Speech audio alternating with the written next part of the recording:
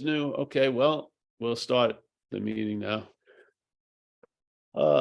We were talking to yesterday.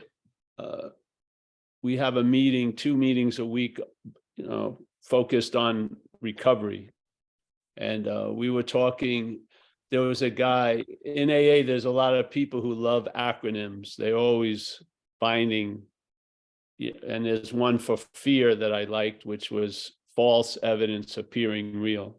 And basically that's sort of like the narrative or the what's being broadcast in the head, mostly false evidence appearing real. And people, we were sharing and stuff, and then really obviously false evidence can't be real, can it? No. So, but it can appear to be real. To what? What allows false evidence to appear to be real? It's not the evidence itself, it's false. Yeah. But false evidence is appearing to be real. This is the act of the bondage of self, let's say. Yes.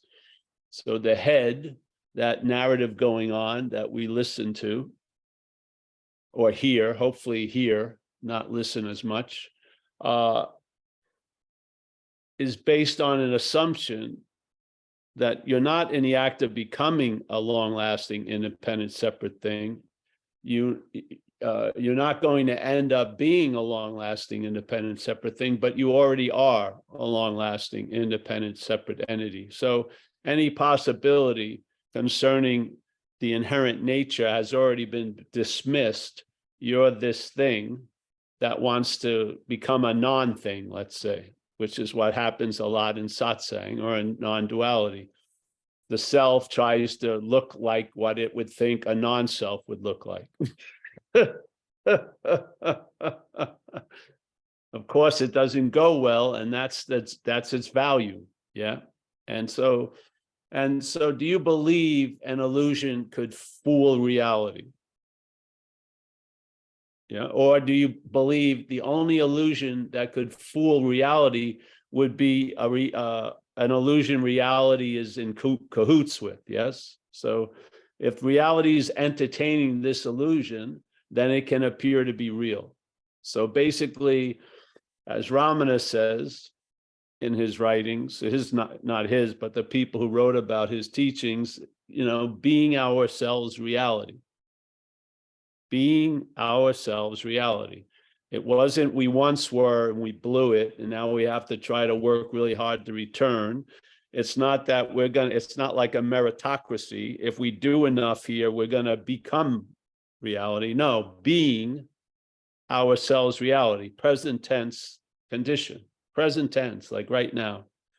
I don't see any requirements on the wall, or qualifications, or measuring how tall you are or how loving gazing you can be. None of that. It's just empty space, being ourselves reality. Yeah. So reality, being ourselves, is taking false evidence to appear real. What would you call that? I would call that dreaming. Yeah. So something, or let's say nothing, has entertained or is in the act of manifesting. Yeah. And that manifesting is dreaming. Yeah. And in the dreaming, false evidence can appear to be real to us based on certain conditions. Yeah. One of them is that we take ourselves to be a thing. So the dreaming takes itself to be the dreamt. And for it to really, really get engaged as the dreamt, it's got to forget that it's dreaming, obviously, because the dreaming would put an end to the beginning of identification as the dreamt. The dreaming, would just squash that. So somehow people were talking about the Course in Miracles. I'm not an expert on the Course in Miracles, but some things I ran into in that, I remember, because of they produced like avalanches in me when I heard them. And one of them, and I hope I still get it right, is that you and I are the dreaming of the dreaming. It says you and I are the dreaming of the dream. I don't believe there's a thing called a dream. but let's say you and I are the dreaming of the dream. We forget that. Yeah, wait a minute. Yeah, seemingly I would put, but you forget that. And now in that state of forgetfulness, you're giving everything that you're dreaming the ability to affect you. Yes, you hear that? Do you see it? It's very slowly. Here's the assumption. You and I are the dreaming of the dream. We're not in a dream. That's the dreamt, so to speak. We are the dreaming, the act of manifesting. We are that act of manifesting. And we are the stillness of the non-manifest. Yeah. But here we are in the act of manifesting, which is dreaming. Yeah. And you and I are giving everything all the meaning it has. So you and I are dreaming. Yeah. We forget that. Now, how does that happen? Well, I felt it happened by the act of being identified as the dreamt, which is the body. Yes. So suddenly the dreaming forgets that seemingly it only can appear to be forgotten in a lot of stages that have to have time and space and a lot of other shit. So, but here we are, we've forgotten that we're the dreaming by being in the act of the identification as the dreamt. And now suddenly this new condition, yeah, or manufactured condition that we're the dreamt, we suddenly, being the one that gives everything all the meaning it has, we lend that ability to things to affect us. Yes. It sounds like a diagram of everyone's day. Yeah. I bet you if you came out of the ass of self and someone didn't give you a historical description of you as this person was born, but you just heard this with a clear mind as the description of what you're doing today, which is you and I are dreaming. The dreaming, yeah, right now. We're seemingly forgetting that, yeah. And how does that, what's the linchpin in that? The identification as the dreamt, or let's say the overemphasis as the dreamt, yes? Most of the interest and attention on the dreamt, okay? Now that produces a new possibility. And that possibility is we give the meaning to things that they can now affect us. So now life can start biting us on the ass because we've made up an ass, yeah? Attack thoughts can attack our vulnerability. When the Course in Miracles tries to negate that with the statement, your attack thoughts are attacking your invulnerability, which is the true evidence, yeah? The false evidence appearing real is attack thoughts are attacking our vulnerability. Yes or no? Yeah. The true statement was, yeah, the attack thoughts are attacking my invulnerability. What's the sweat? Yes, you're invulnerable. The false evidence is I'm vulnerable, and now the same thoughts, these attack thoughts, are attacking my vulnerability, and there you go. Now a lot of uncaused effects start to occur, oblivious to the fact that we are the projection of what we're perceiving to be a solid, real, out there world. Yes, that's looking to get us, so to speak. All this is premised on something that's not true, which is we are the demonstration of false evidence appearing real right now. What I'm looking at in these squares is false evidence seemingly appearing real. Yeah. Now, what's beautiful, let's say there's a great master, Huang Po, and let's say he was doing a Zoom, but let's say it was a real life. So he's sitting here in this, and he sees all these people seemingly, but he's seeing the people with these eyes, but what he's truly seeing is what we are, yes? Which is awareness. And therefore he says to awareness, Buddha, mind, light, you cannot use yourself to find yourself. Yeah. He's not seeing Esther. Though the eyes are seeing Esther, he's not seeing Esther. And the message, the way he delivers the message is not to Esther. It's basically through Esther. He's trying to get around Esther as if it's a barricade. Instead of the receptacle, you got to squish the message in. No, the message wants to avoid you. It wants to confuse you. It wants you to think it has absolutely no value so it can get through to the Buddha. And when the Buddha hears you can't use the Buddha to seek the Buddha, guess what? The Buddha gets that. Yeah? The Buddha gets that. Esther or Paul, who's exactly right at this moment, probably in the act of using the Buddha to seek the Buddha, has an inherent or a bias that it doesn't want to get that, because it would be the end of the relevance of Esther, so to speak. If Esther, in seeking the Buddha, the biggest, the most meaningful thing is Esther. If it's the Buddha that's seeking the Buddha, there's no relevance to Esther. Yes? The head doesn't like that. It doesn't mind searching for the Buddha. It just doesn't want to be the Buddha, because if it is the Buddha, it ain't Esther. Yeah? Seeking the Buddha, there's enough room to be Esther. Yeah? So it doesn't care. Oh, it's going to take lifetimes to find the Buddha? Sign me up, because I'll be Esther for all those lifetimes. All those lifetimes, Esther will be searching for the Buddha.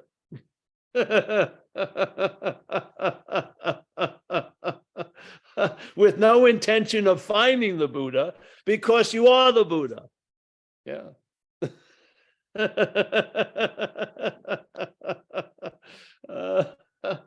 So false evidence appearing real. That's the starting point. Most people take this to be real, so they're trying to learn how to discriminate between true or false when they can't even discriminate right here between true or false. You could become a master of discernment, yet not discern this. What's the point of being a master of discernment if you don't discern this, the false evidence here that's appearing real?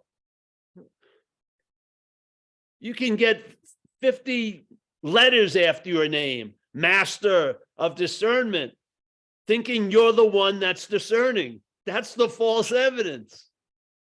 Yes? So don't you see the futility of it? Sooner or later you will. You can't get out of what you're not in.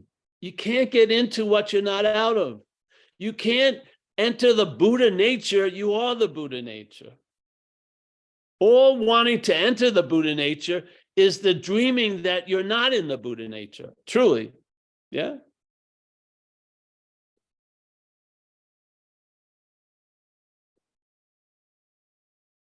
If it's Paul, then there's a seeking of the sort.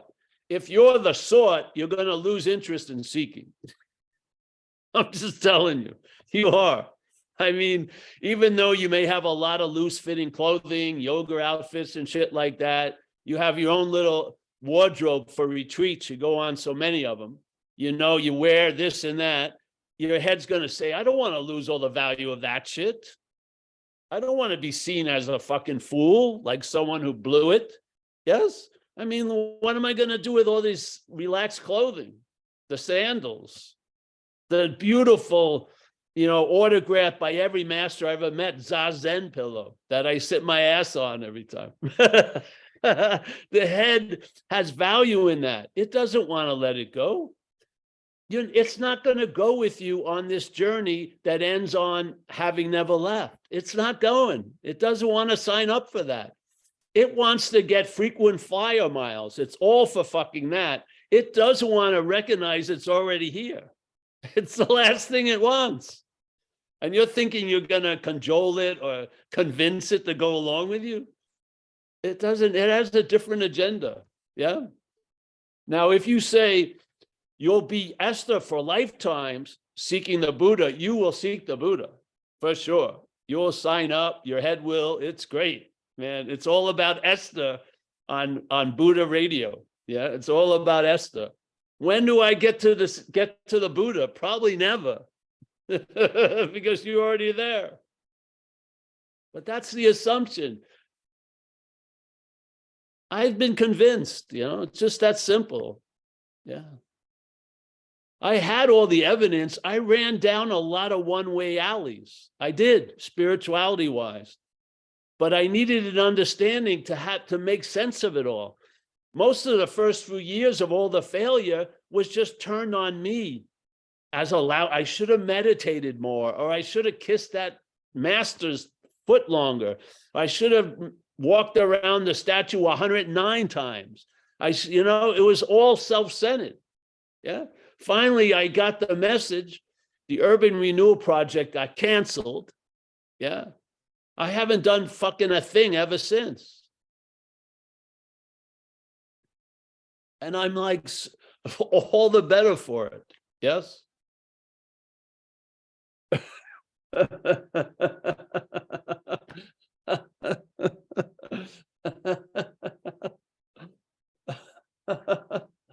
It's like when someone wants to sculpt a form. Yeah.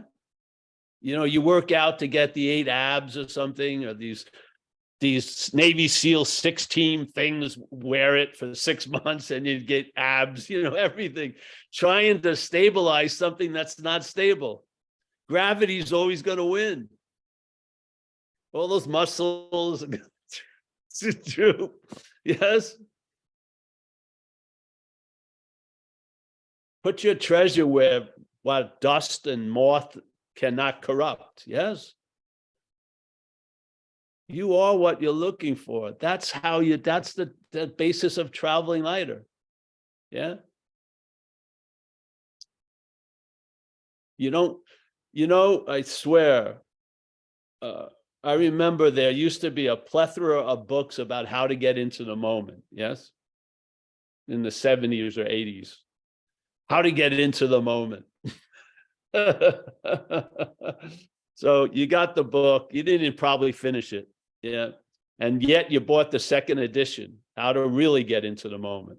Yeah. And you probably didn't read that whole thing, but you bought the third edition, How to Really, Really Get into the Moment. But the truth, in my sense, is you can't be out of a moment. Yeah. You just have you. That's what you wanted your whole life, is to be out of a moment. That's why you shoot coke or do this or do that. You're trying to get out of something, not in it. Sell me. I would buy a book and I would go on a retreat that promised I would be stabilized out of the moment. I'd be out of the moment, stabilized. I'd go for that. People don't want to be in the moment. They're trying to fill it up with tons of shit all the time. Yeah. All right. Let's tell the truth. Hey, how to really enjoy being out of the moment. Okay. Yeah. And I guarantee you'll stay so much out of the moment, you'll never be interested in being in the moment. That would work. Yeah. So I'm just happy to be here. What we're trying to get through it's a feeling. It's like a tweak. It's like when it runs over the mental logic, it causes like hiccups. Yeah, it doesn't make sense. That's the beauty of it. Yet if you entertain this invitation, you'll see the seamlessness of it. You'll see exactly why the only way you can look at things is through the eyes of negation. Yeah, because you are what you're looking for. So let's negate all the other shit. Yes. And you can't do the neti because you'll probably be excluded. It'll be not this, and you'll be the only this that's standing. So no, this is something else. It's not neti. It's seeing that there is no inherent, long-lasting, independent, separate thing in a reality. It's real in the dreaming, but it's unreal in reality. Yes. It seems to be as real as can be in the dreaming. I'll give you that, but it's unreal in reality. Hallelujah. Yes. So, yeah. So So I'm going to put up next week, we're going to have our first out of the moment retreat. Yeah, we're going to start the first retreat. Yes. Yeah. And if we see anyone on the grounds in the moment, we're going to fucking wake them up. Yeah. And bring them right out of that fucking moment. Yeah. And we're going to break that habit of wanting to be in the moment and just swear allegiance to being out of the moment. Finally. Yeah. Don't try to sell me another book, how to get into the moment. All right. Mike, anyone? Yeah. Whoops. Shoot. Oh, am I here? Yeah. David Down Under. David Down Under. David Down Under. My Osmian hello, friend. everyone. G'day, Paul. Hey, Paul, just Hey. getting back to what you said at the start about the acronym, the fear thing. I've Yes. been saying to a friend of mine lately, I sort of formed this opinion in my own head that I've got this saying where I say that fear is a valid emotion, but anxiety isn't. Because to me, I get the same feeling when I have fear as anxiety. I know you're sort of saying that fear is a dream, but it's like, what's an example? When I was young, I was mucking up a bit one night. You know, I remember I was 17 and the cops got me, and a drunk copper put his 38 up to my head and clicked it over 2 or 3 times at the head. And I sort of felt like I feel now, I suppose I can't really tell because it was way back then, that I was pretty fearful. You know what I mean? I got scared right then, but I didn't have that same feeling as when, for instance, later on in life, or things that I perceived are happening to me that aren't really. So I'm jumping to the future very quickly about something that's going to happen. And that gives me anxiety. And then I sort of get a fear of that anxiety. Am I sort of making sense? I don't know if I'm making sense or not. Yes, you are. But it's like, so I know there's no right and wrong, and don't really feel guilty that I said that to people, or I believe it myself, as in I would say fear is a valid emotion, anxiety isn't. But right now I'm thinking maybe they're both not valid. Well, what do you think? Fear is a valid emotion. Yeah. In here, the mental anxiety is made up and mimics the some of the effects of fear. Unless you're really, really anxious, I don't think it will trigger adrenaline being released where a fearful situation will. I think you'd have to really be into a lot of mental anxiety or at least in my experience, no mental anxiety in my life has triggered adrenaline, but fear has. I totally agree. That's why I see a difference with the two. Yeah. Fear to me over the years has triggered adrenaline, which makes you run faster from trouble, or, you know, it's a helpful thing. Yeah. Whereas anxiety to me, if anything, makes the body really weak. Like Definitely. You're not strong. You might think you are, but it wears you out. Definitely. Yeah. It sucks the energy out. Yeah. It's like getting minor electrocutions all day. You're getting a little electrocuted. It's just too much. People's nerves are frayed out. You know, some people say in this world, the biggest killer is stress. Yeah. Stress. And a lot of the stress is made up, isn't it? It's usually because the head goes over shit and produces a lot of anxiety over those topics about, even though they may be totally okay now, that's not enough for it. It wants guarantees in the future. Yeah. And it has old remembrances of the past which will produce anxieties about the surety of the future. You can't win. Yeah. That's the beauty. Lose interest in the whole thoughts are orbiting around with the orbit of a thought. You can tell a thought is almost like a comet or an asteroid. My thought has an orbit like a moon. Yes. So thought comes and goes. My thought gets put into an orbit. Yeah. And then it has another job. Not sometimes thoughts bring you some good information. It's now given another job to reinforce this idea of being a thinker. So it produces tons of thoughts because of the claiming of the thought will reinforce the idea of being the thinker. So a lot of the thoughts make no fucking sense at all. Yeah. They're about the same old. Yet they make sense to the system that's using them for something. Yes. So where would be the relief? The relief is when the my is dropped, then those thoughts, even though they've been in orbit, they're going to go like an asteroid. They're going to come and go. Yes. Some you'll never have again, really, instead of the same old, same old. You see, we are the gravitational pull, and to thoughts, that pull is demonstrated by the word my in the English language. Yeah. There's the owning of the thoughts, and now the thoughts can own you. What are you going to do as the thinker? You're going to try to, put the good thoughts in the barn and the bad thoughts out in the fucking, pasture. All the while the thinker gets undisturbed. No, it doesn't work.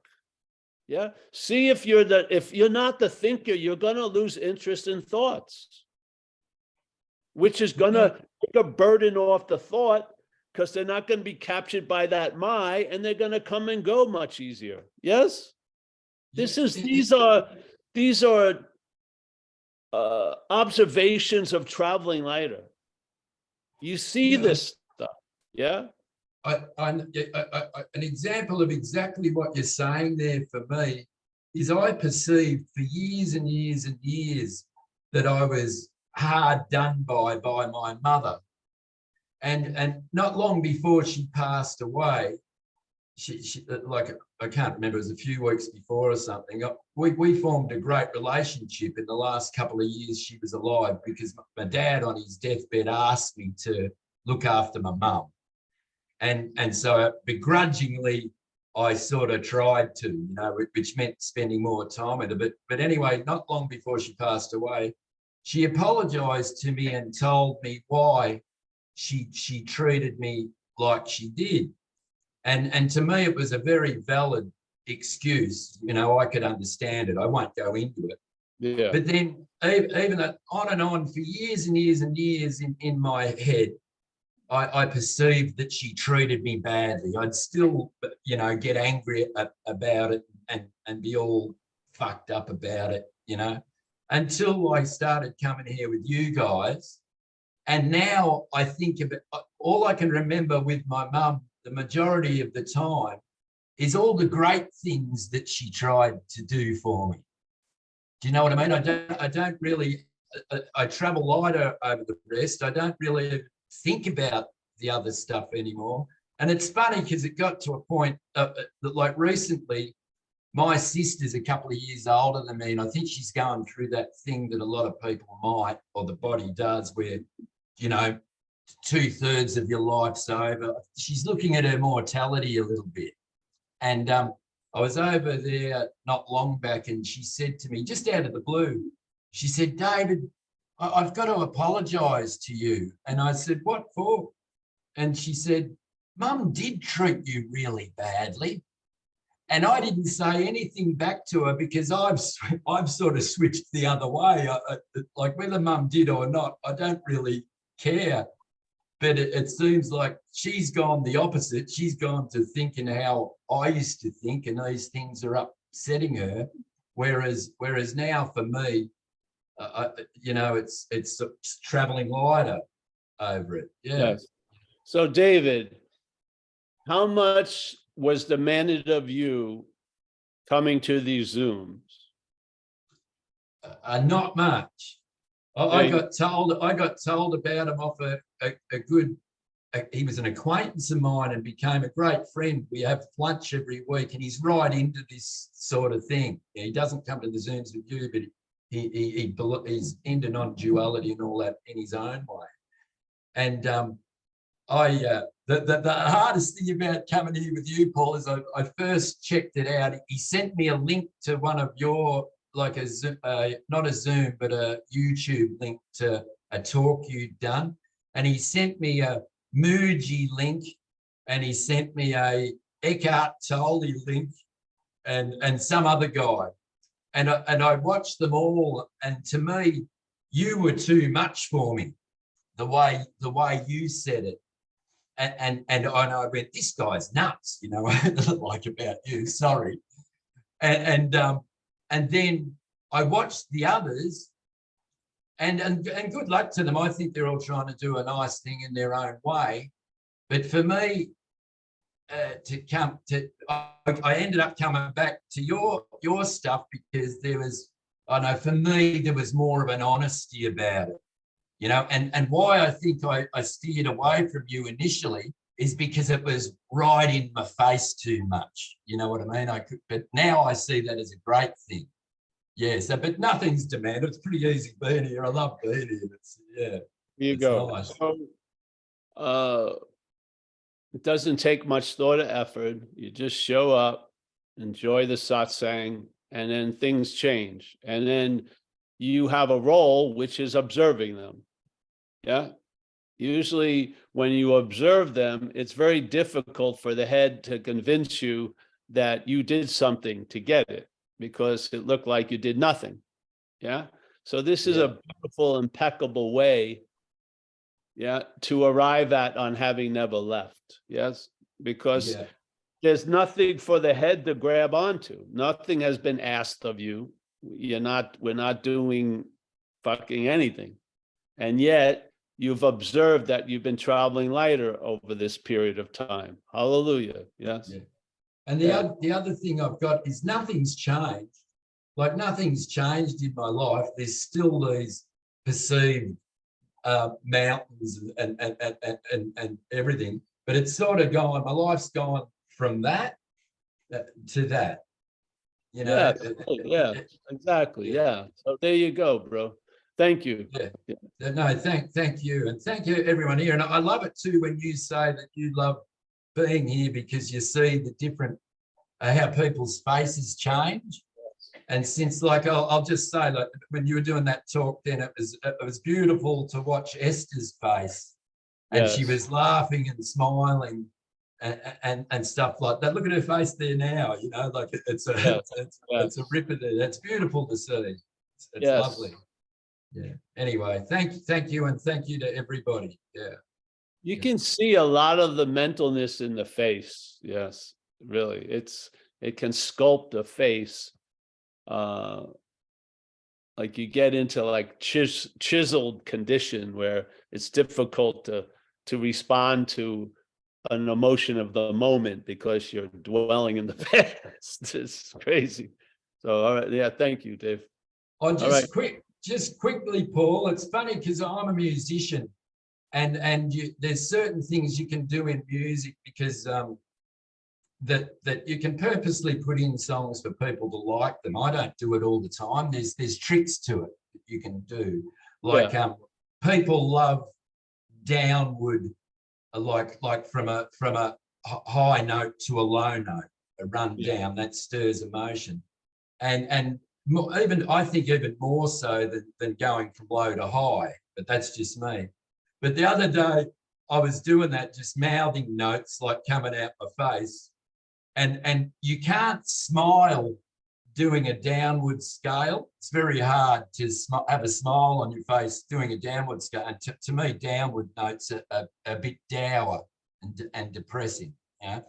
But you can smile going from low to high. You can actually smile, like that's the whole expression on your face. I don't know why I even told you guys. That's sounds good for everyone here. Yeah. Going low to high. So play major key songs if you use those and go from low to high a lot. You know, it'll keep you happy.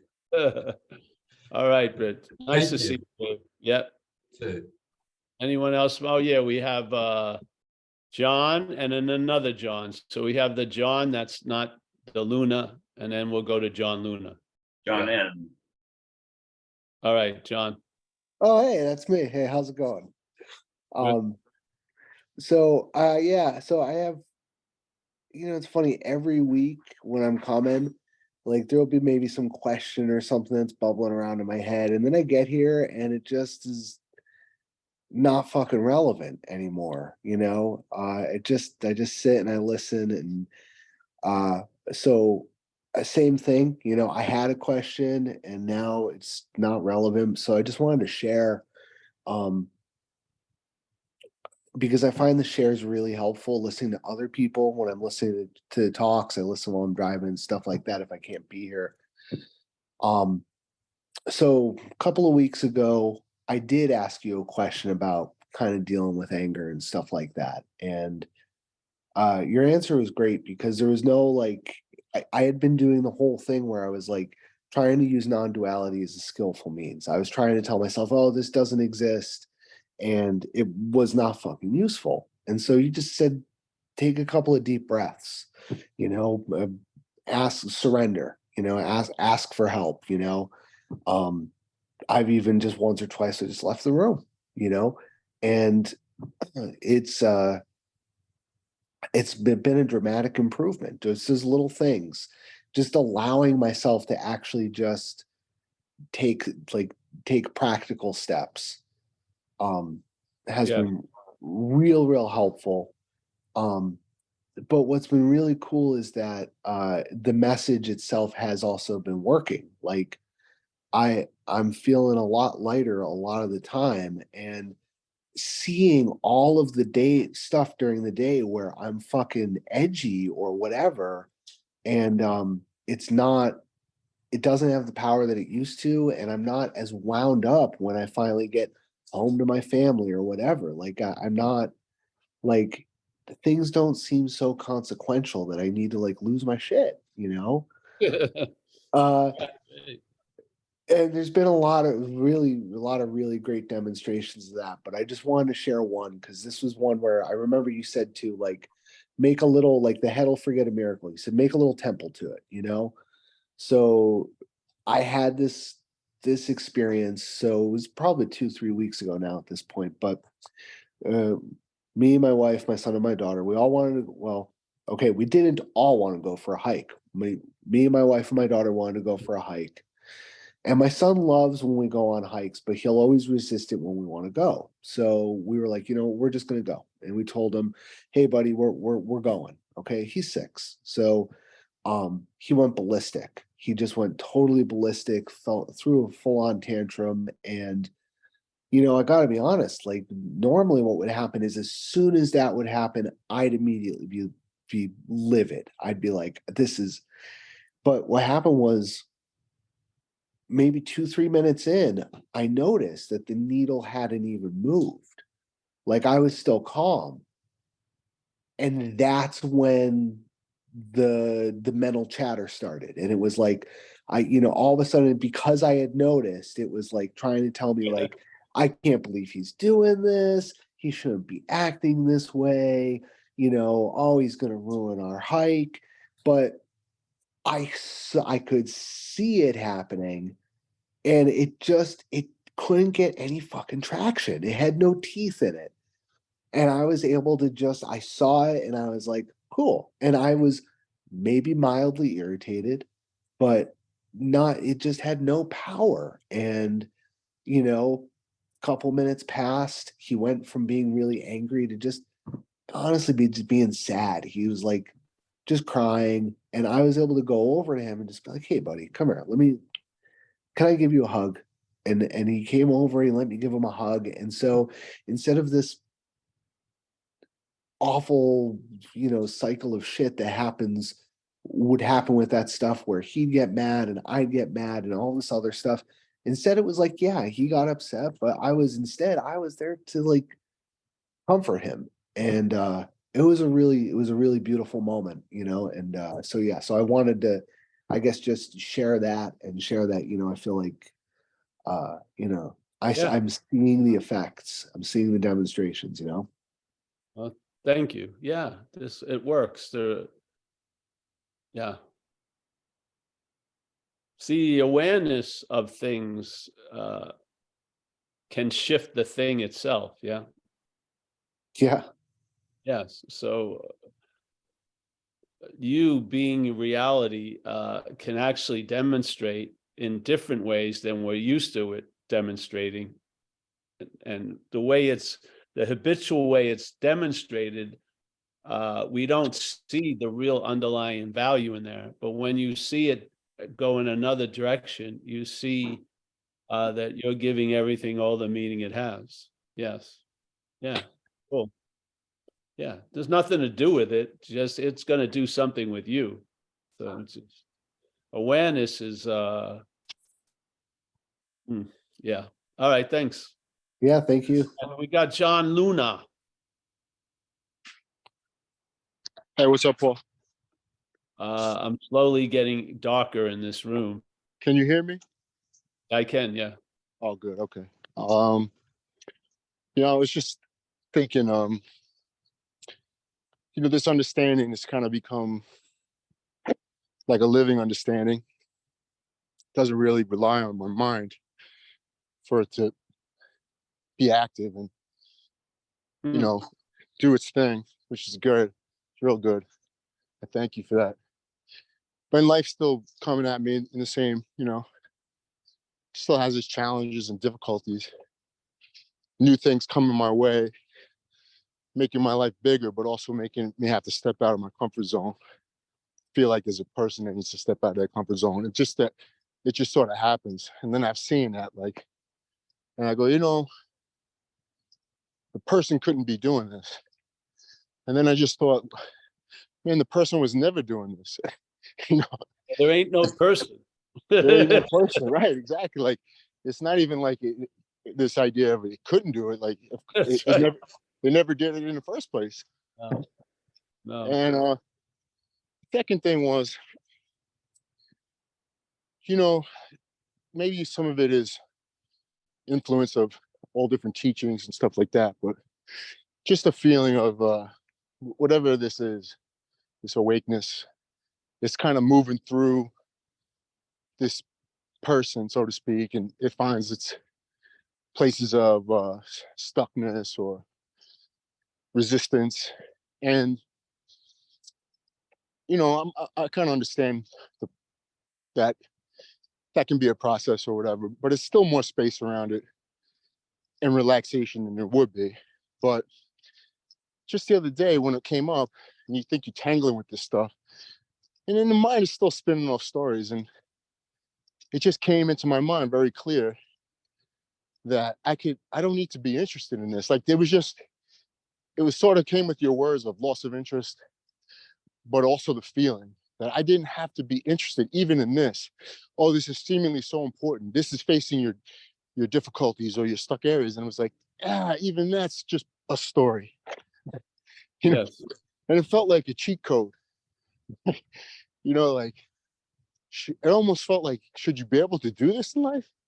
Like, because it immediately takes the sting out of this, all these mountains that the mind keeps making of problems.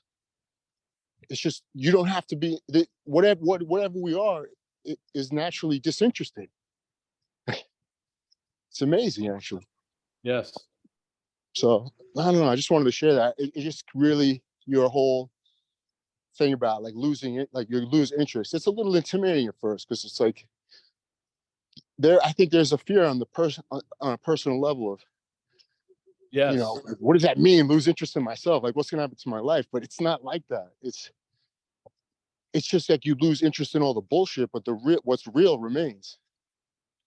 I don't know. Yes. And when you say loss of interest, that thing you just described is some of the bullshit. So that's how you get to see it. Yeah. Yeah, it's cool. What brings something out of the weeds isn't simpatico with that which is in the weeds. Right. Yeah. It's it's not of that which is in the weeds. This is Right. what's concerning. And then there's a lot that's revealed by the system's reaction to simple things like loss of interest or seeker is the sought and everything like that. That's beautiful because the habit of the head, it's always going to outplay its cards. Yeah. So you're Right. going to see the emperor with no clothes many times. It just, Yeah. it can't help itself. Yeah. Yeah, on its, you know, but dealing with it on that level, mind to mind, it'll always keep outpacing itself. But seeing from, you know, the steeper seeing, that ends all the games. You know what I mean? Yeah. There's nothing. Of It course. can't slip by that. So yeah, I See, mean, that which has a whole story that it's in the house. You, while you're in the house, you don't see it. Right, So exactly. its story, when you were out to lunch, you would fall for that story that it's in the house. But when you're in the house, like awake now, you look around, it's not in the house. So you don't see it. You know Right. what I mean? Yeah. It's great. It gets called out, and after a number of times, it could be once, it could be hundreds, it doesn't really matter. It almost becomes somewhat obedient in a sense because it doesn't want to get whipped or something. Right. It's going to be punished like it likes to punish us. Right. And of I mean, course, you know, there's nothing there. There's no vanquishing or killing or dying or anything. It's just loss of interest. did you say, Paul, were you the one who said earlier the attack dogs are attacking? Yeah, your attack thoughts. This is dogs are this going is a after you. lesson in the Course in Miracles. Right. Actually, it's very clear in the use of language. It says my attack thoughts Right. are attacking my invulnerability. Right. It doesn't just say attack thoughts. It says my, I'm pretty sure. So Michael, what does that mean? The my before, like, why does that my make is the owning of the thought. That Okay. gives the seeming ability to own you. Okay, and then they're attacking my invulnerability. So what is that? What's the end of Well, that? if you're invulnerable, what are you going to be worried about an attack? Right. So then those attack thoughts become nothing. Whether they're not. Exactly. You lost interest in them because they don't produce any effects on their attacks. They're like a toothless tiger. Right, but we tend to believe until we don't believe anymore that Well, that's when we give them the power to affect us. Yes. Right. So you own the thought as you're the thinker. Now the thoughts can own your day. Right. Because the A thought does not own my day. My thought can own a day. Yeah. Right. There's a transfer of power all the time here. There's power being given. Yeah. To an illusion. Ways that we're not really we're not noticing. Yeah. Right. If you see there's an identification as something, and now that which is giving everything all the meaning it has now gives things the meaning to affect it. Yes. Right. In other words, it sees things as real. And now that thing as real has a real effect, which is uncaused because it's not real. So, right. So this only thing that's happening is there's attack thoughts attacking your invulnerability. That's what's happening. Right, which is nothing. When it's my attack thoughts attacking my vulnerability, there's a whole lot of. But when it's my attack thoughts, which aren't mine, are attacking my invulnerability, go ahead. They're seen as toothless. Yes? So what we just need to do is continually, it just seems to happen. You don't need to do anything. Right, we're not doing anything. You don't need to do anything. Just listen to this. It's seeping in, and then it's going to filter or tint your observation of things. Right. And you're going to see shit that wasn't there before. Okay. This is the transfer in satsang. Right. There's an association we're having, and there's transferring of stuff. Yes. Yeah. So let's say someone in this room has a certainty, And so that certainty is transferred to the others in the room. And Mhm. if there's a number of certainties, the power of that certainty is going to overwhelm the uncertainty in others. Yes? Yeah. Yeah, That- this yep. is what's happening. We're Yep. associating with something. We're rubbing shoulders with something. And hopefully it's the truth. And Right. so when you leave, you take some of that which you were rubbing against with you. Truth. Right. Well, Yeah.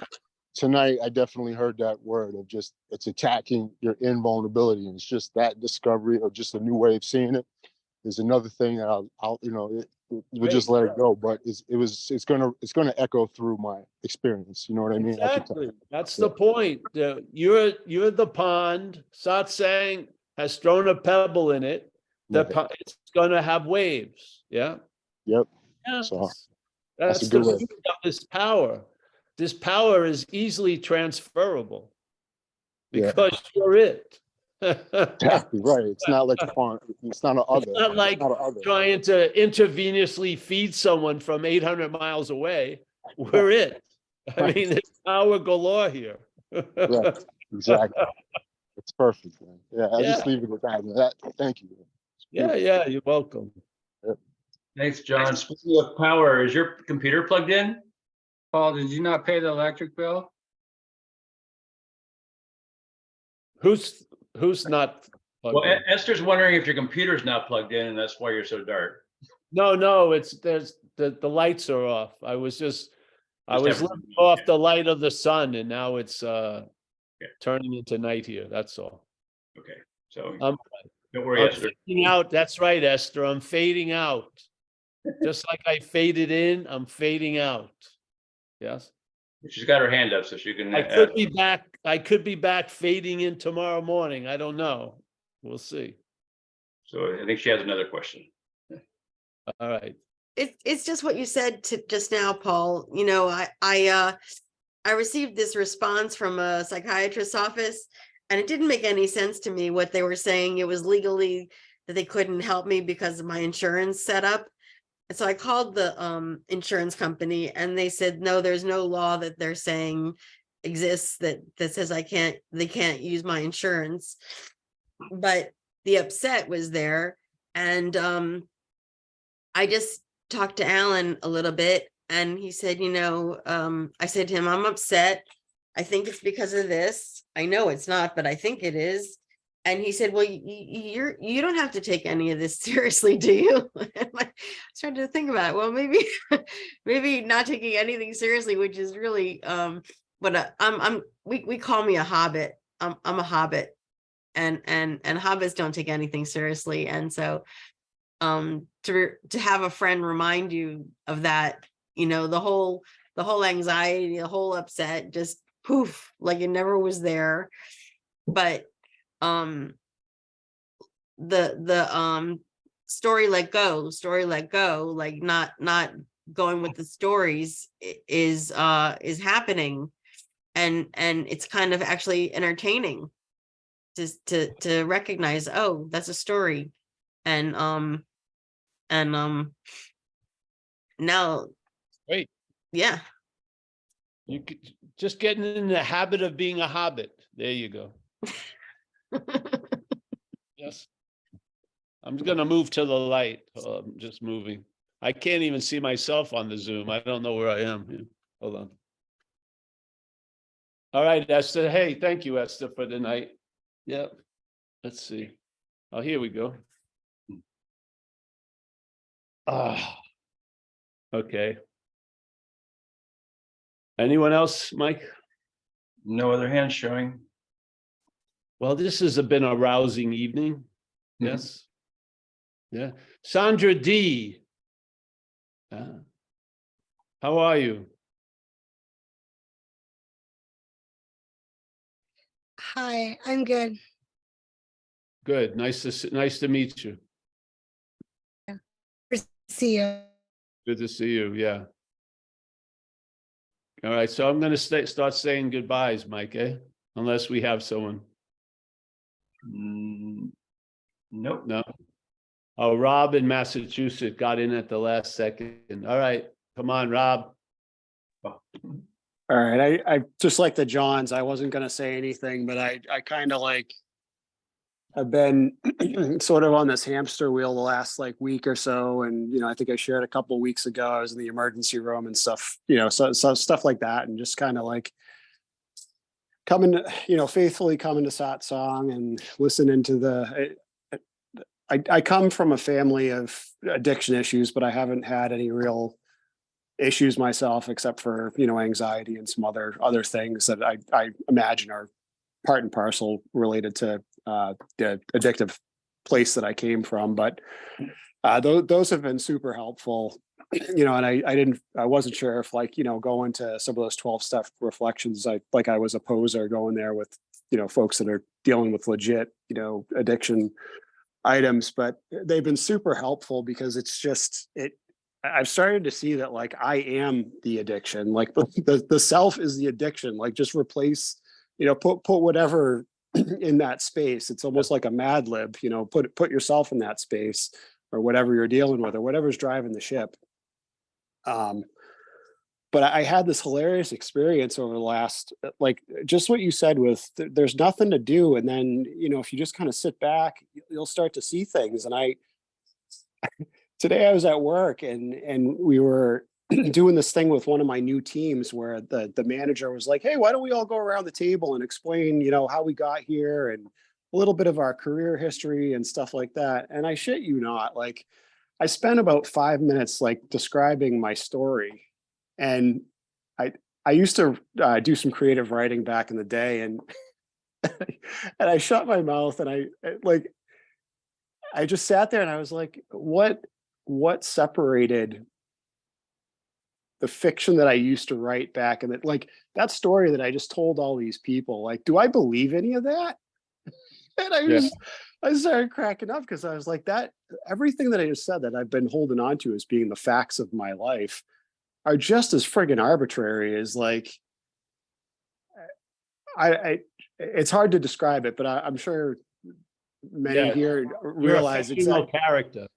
Yeah, I'm just like, oh, You're not. that's all hollow. Like that was the best thing that if I could put any words to it, like everything I said, it was for the first time in a long time, everything just felt hollow. Like there was no substance to it. And I finally got like a little glimpse of, I've heard you say traveling lighter like hundreds of times at this point. And I'm like, I never really like kind of got it.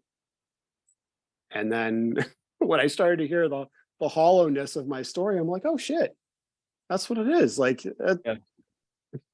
it's all dust, right? All dust and shadows. Yes. It was And fucking awesome. you're in Rome, so you do as the Romans. Yeah. So I just want to say thank you for holding space because this is awesome. Oh, you're welcome, John. Thanks for coming. And yeah, all's welcome. So They sang a song about that. All we are is dust in the wind. yes. A band named Boston. And Bruce, That's Kansas. Yeah, Come on. bring Bruce in. Kansas. and Bruce is like a after dinner cocktail. So let's go. After satsang cocktail. Pass me Again, the- Again, thank you, everyone. Thanks, Paul. Yep. Yeah, it's like more of the same. The hearing of everyone's sharing feels very touching. Something I has dreamt about my whole life, and just feeling, the end of things as they are, or as they seem to be in life. It's just unbelievable and moving, and just to be able to die with that sense of peace of mind, Anyway, again, thank you, everyone. That's all I wanted to share. Thank you, Bruce. Yeah. You're not going anywhere, Bruce, right now. There's nowhere to go. There's no one to go anywhere. There you go. There's no one to go anywhere. We Thanks have, again. you're caught in the Zen bitch slap tracker beam. Yeah, we can't, we're not letting go of you yet. All right. Nice to see you, Bruce. Yeah, Change the record. you're a long playing record, Bruce. Mike, as always, thank you for all the service and stuff. Yeah. I'm hoping Mike can come to Sicily. Lebowski. Hey, man, I just want to say real quick how much I appreciate you and everyone that helps, with Mike and the gang helping you put this on. I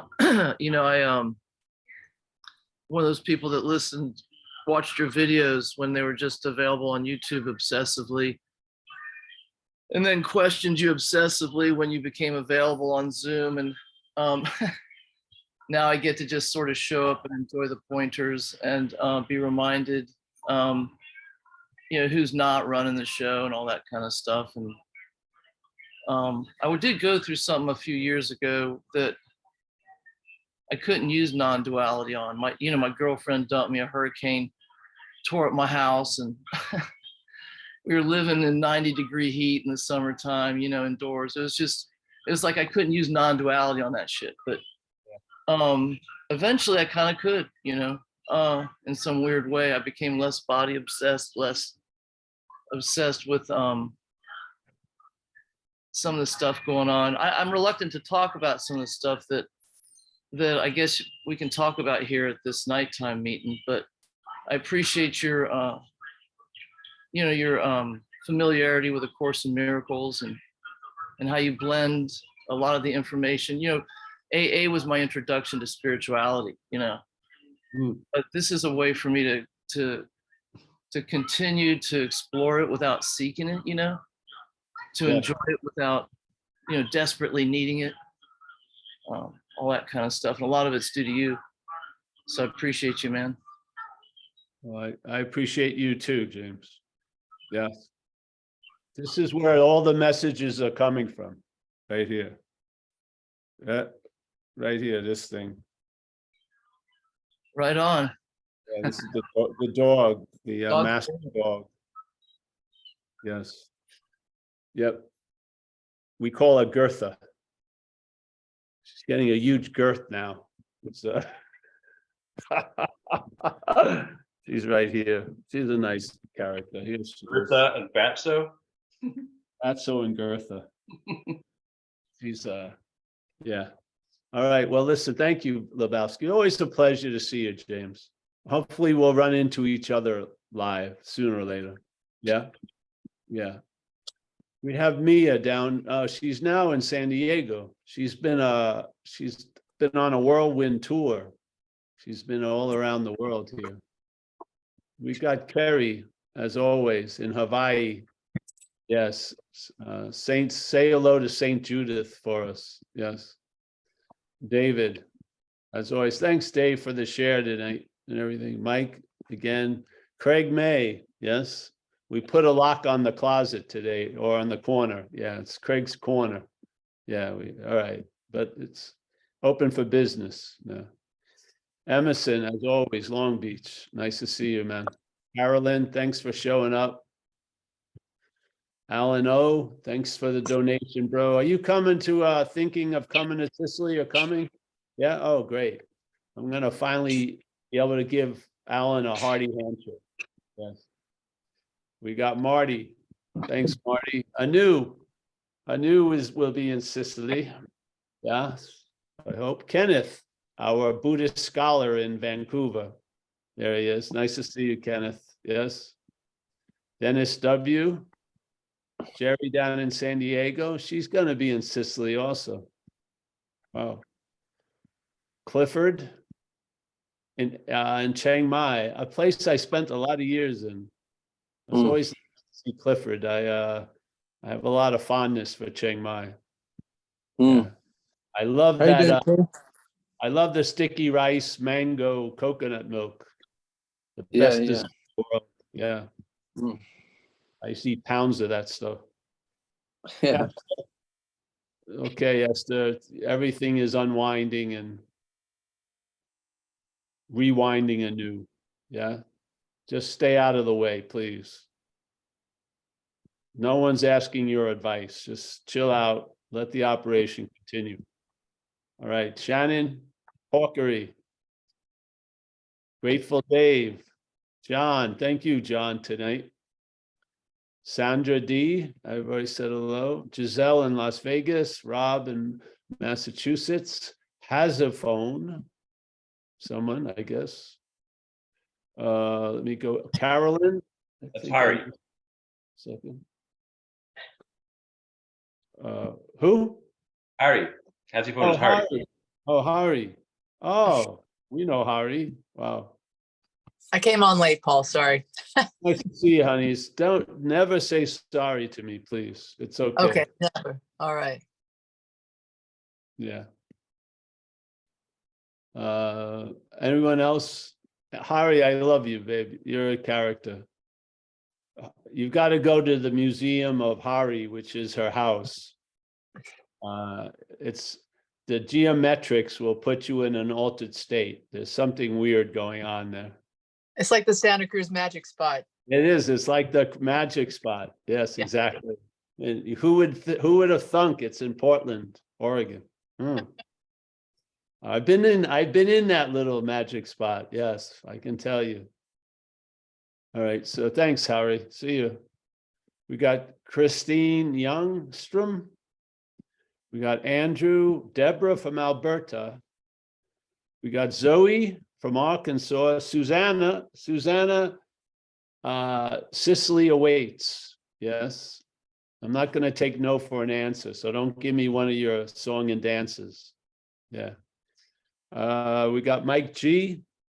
Nice to see you, Mike. You got fed in many ways today. You had dinner and satsang. It's like a satsang dinner club. Not bad. All right. Well, that's it. I'm going to see you guys. I hope I'll see some of you tomorrow. All the Zooms are on Zen Bit Slap event. If there's a day that you think a Zoom is supposed to be there and it's not noted, just go to any Zoom link and it will take you to every meeting. So because sometimes the computer takes away the meeting of the day before the day. So yeah, so just whatever meeting you go to, it's the same numbers with no password. Okay, I hope that was clear. See you guys. Thank you so much for holding the space and see you soon. Bye-bye. Thank you. Good night. Thanks, Paul. Thank you, Paul. Thank you, Paul. Good night, everyone. Thanks, Take Mike. care. Good night. Thank you. Bye. Thanks, Mike. Thank you. Good night, John. Thank you, everyone. Thank you. Bye. Hey, Bye-bye. Mike, Paul, everyone. Who's that? Mike, I was so surprised. Can you hear another recording? Good night, Header Bros.